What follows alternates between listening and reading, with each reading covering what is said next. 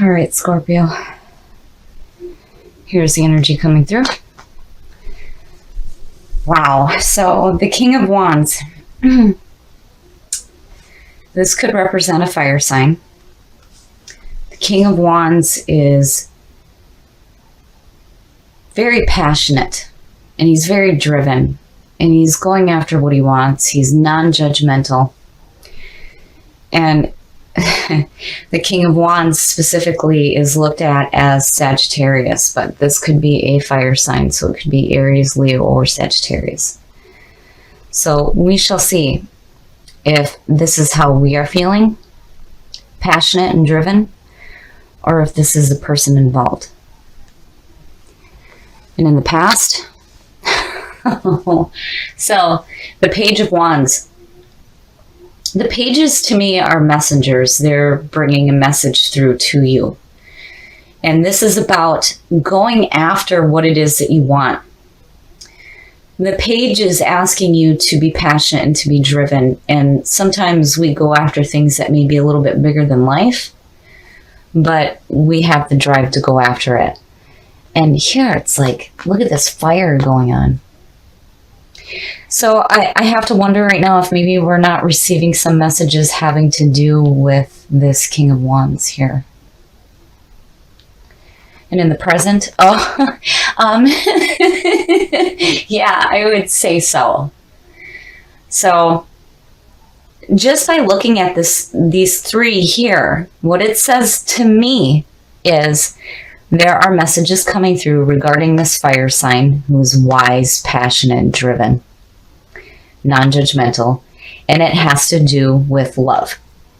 So the lovers is all about putting love first in your life. This is about a loving relationship. This is also the duality, the male, the female, the yin and the yang. So I feel like there is some love going on, and it may have to do with a fire sign. And in the future, wow. So, oh my goodness. I like the High Priestess, especially for Scorpio, because of our intuitive nature and our ability to dig into the depths to find the truth. So the High Priestess is the seer between worlds. She knows all the unknown. And in the cards, when you go from the Fool into the Magician, before you hit the Empress, the High Priestess is where all the possibilities lie. So, this could be about us using our powerful intuition right now, or this could also mean some secrets coming to light. Things that are unknown to you will be made known to you. And with the Lovers on top, clearly it has something to do with love and these messages coming through regarding this person here. Now, the best path to follow.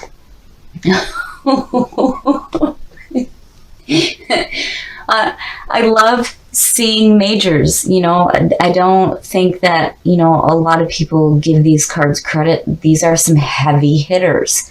This is important stuff. So, as the best path to follow, the Wheel of Fortune is telling you that there is an opportunity opening up to start the journey anew, because at the 10, that is the end of the journey. So the Wheel of Fortune is all about fate turning in your favor. All the bad is going down, the good is going up.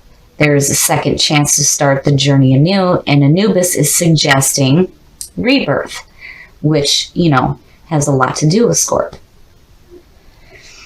So, wow, I really think that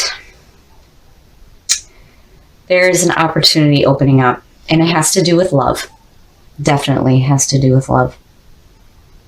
And there are messages coming through regarding love. And here you have this fire sign. And again, the High Priestess. We have such powerful intuition. But here I really feel like the unknown will be made known to you. In your environment, Wow. So the Eight of Cups is all about emotionally moving on before you do physically. So, especially next to the Wheel of Fortune here, it almost seems like, maybe you thought that what you had built was emotionally fulfilling, but here it's saying that, no, I need to take a new journey now. And emotionally, you're okay with it. Like, oh, that's okay. And you're ready to take a new path.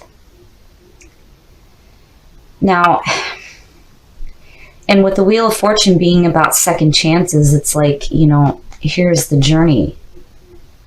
But again, emotionally, we're fine. We're okay. But, with the wheel underneath this king here, to me, it suggests that there may be a second chance opening up, and it has something to do with this person here. Your hopes and your fears. So, the Six of Cups is about nostalgia. It is about remembering the security of childhood, remembering old friends, and overall, it's about restoring harmony. So, I mean, when I look at the cups, especially when you talk about a water sign, with these ones, to me, it's signaling that emotionally there's good standing. Now, here are the messages coming through, and I have to wonder if maybe this person isn't somebody from the past, and there's like this second chance, and love is involved. And it's like, this will be made known to you. And I wonder if in your environment you feel like, maybe you had to emotionally move away from this person. But, regardless, in this position, I would have to say that more than anything, to me, it's about restoring harmony and looking at the past in a good way. And the outcome. Oh, wow. So, judgment. Oh, my goodness. Judgment is all about hearing the call and rising up and reviewing your past with joy rather than regret. And all right here, it's like, you're making amends for the past. And here is the second chance. And here's this fire sign. I really do think that this is a person coming through. And here are these messages. And the Lovers, I mean, I can't help but feel very strongly about the fact that what is unknown to you is going to be made known to you. And it has to do with the messages coming through about this person regarding love. And here, it's like you're okay with what happened in the past. You're good with it. And you're ready to start anew. So I really do think that a lot of you have made amends with the past, which is fantastic. And emotionally standing, we look great. And there clearly is a second chance going on, and I really do think that it has something to do with putting love first in your life. And I do believe that there are messages coming through that may involve a fire sign for some of you.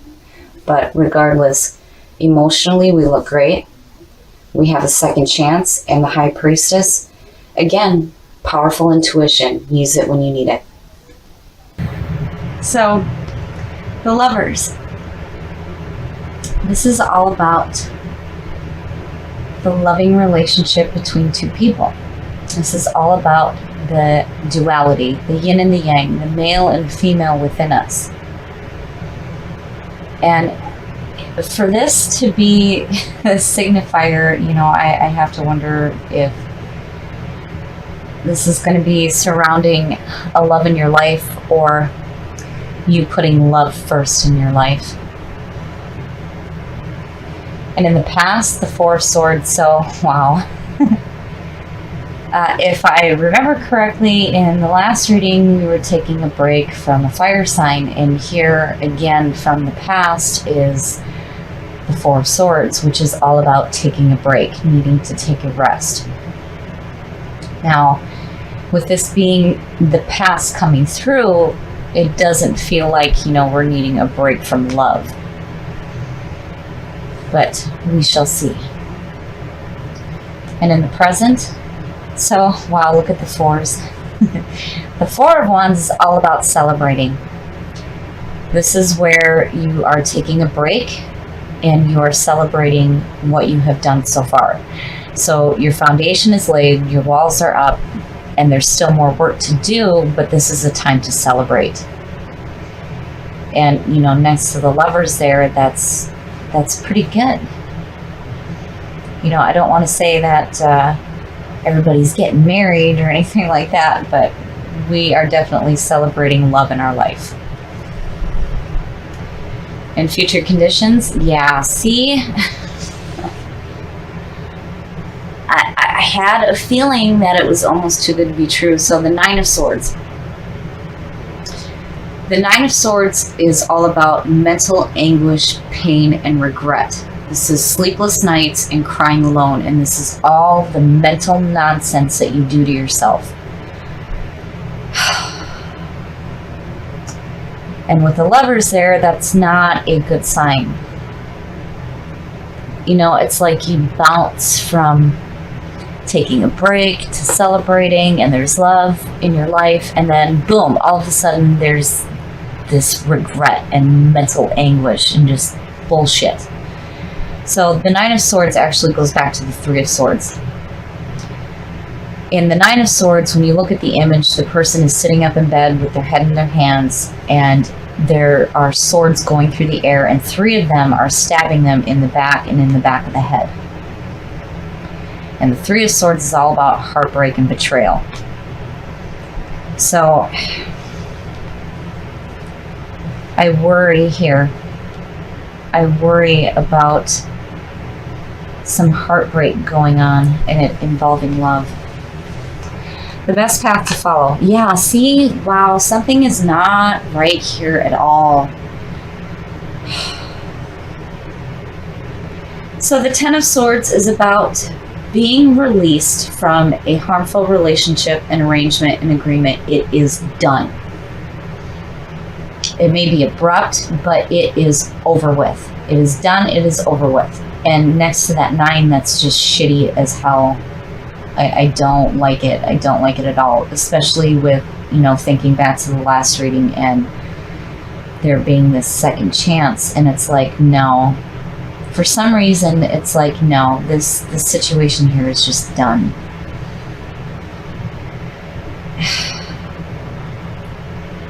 The influences around you. Yeah, see, this is really shitty. This is horrible. I don't like this one at all, at all. So, the Five of Swords is all about, are you winning the fight, or is the other person winning the fight? Why are you arguing at all? This is a no-win situation for you. You need to back out while you still have your dignity intact. Now, to me, this being in your environment is telling me that you're getting pulled into arguments. And you can't do that. You have to back away. There's just no point with the Five of Swords of doing it at all, because, again, it is a no-win situation. Something's going on here, but it's like, I almost feel like, with the Four of Swords is like, you took a break to celebrate. And I have to wonder if it has to do with the ending of a relationship. And here it's like, at first on the outside, it's like, yeah, I don't give a shit. I'm okay. Right? But really internally, it's heartbreaking. And here are these arguments now. If you are creating the situation, stop it. Don't do it.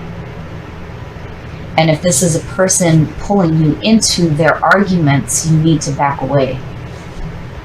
And again, with the Ten of Swords being the best path to follow, this is all about accepting the end. There is nothing you can do. It is over and it's done with.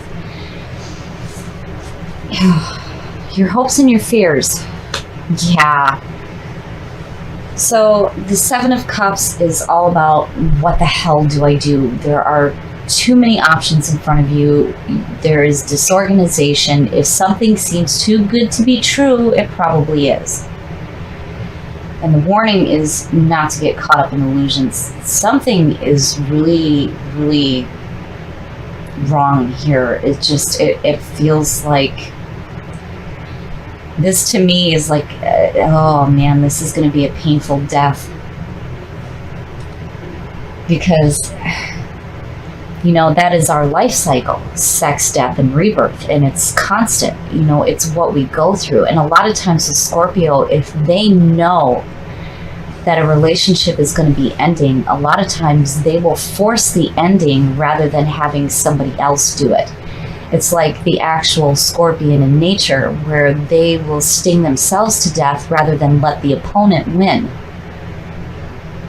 And that's like what I'm feeling here. It's like you want to show on the outside that you're like, yeah, whatever, I'm going to celebrate, right? But really, this is hurting you bad. And whatever this was here, I feel like it was too good to be true. Oh. The outcome. Yeah, so... oh, wow. So there's two ways to look at this. The Emperor is all about order, power, and structure. This is about getting your house in order. So when you start the journey from the Fool and you go into the Empress and all the chaos in between there, the Emperor comes in and he brings order and structure to everything that's manifested. But the Emperor also represents Aries.